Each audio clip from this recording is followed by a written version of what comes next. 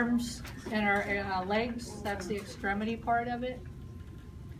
And then our 3 slides over there. You guys want me to go through the bones? Yeah. So we have clavicle, our collarbone, and if that's laying out on the table, what is it? Clavicle, what does it articulate? Medially with the sternum, specifically the manubrium, and laterally with the scapula, specifically the acromion process.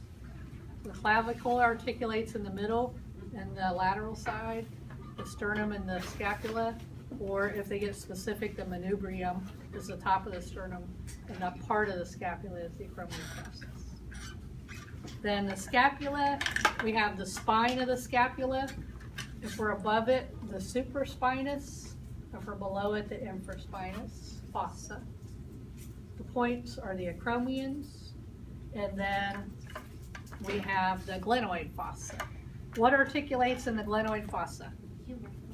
The humerus. What part of the humerus? The head of the humerus. Or we could have the humerus laid out and tag the head and say, where does this articulate in the glenoid fossa? We have the head, we have the tubercles, and we come down.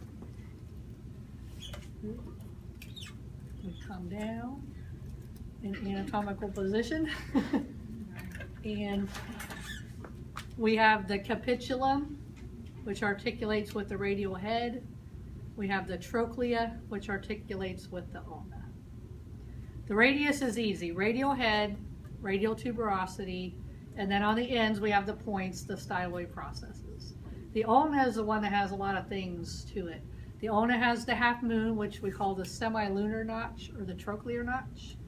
The semilunar notch or the trochlear notch articulates with the trochlea. That makes sense.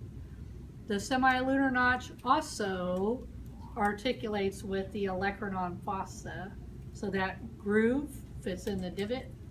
So the trochlear notch fits into the olecranon fossa. The back of the ulna is the olecranon. That part right there is our olecranon. And then where the ulna and the radius articulate is that little grooved out area, the radial notch. So any of that can be labeled on the ulna. The ulna is the one that has lots of stuff. The radius, head, tubercle, styloid process. Easy peasy, articulates with the capitulum. The ulna is the one that's got a lot of stuff on it. Then we attach to the carpal bones, the metacarpals, and the phalanges. Yeah. Carpals, metacarpals, phalanges. Right. Questions about upper extremity.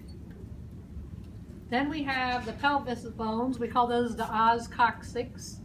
The top is the ilium. The front where it comes together is the pubic.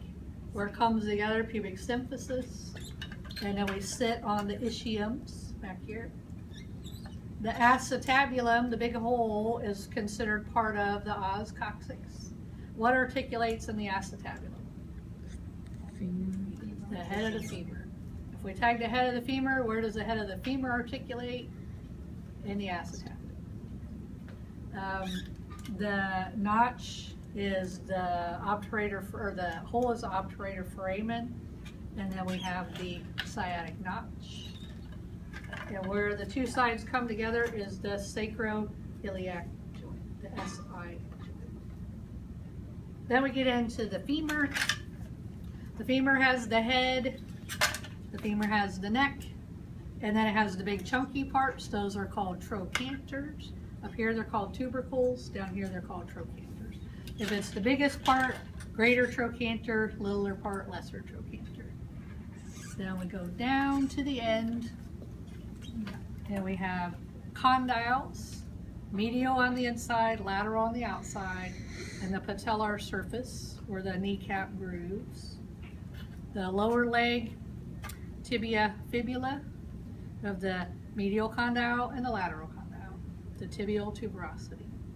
And then the fibula articulates with the tibia.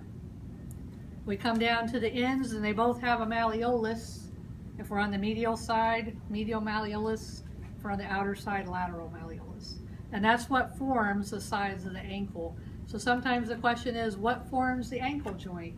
The tibia, the fibula, and the talus. That's the top of the tarsal bones. Tibia, fibula, and talus. What bones does the femur articulate with? So we'll have a femur out there and they'll say, what does this articulate with?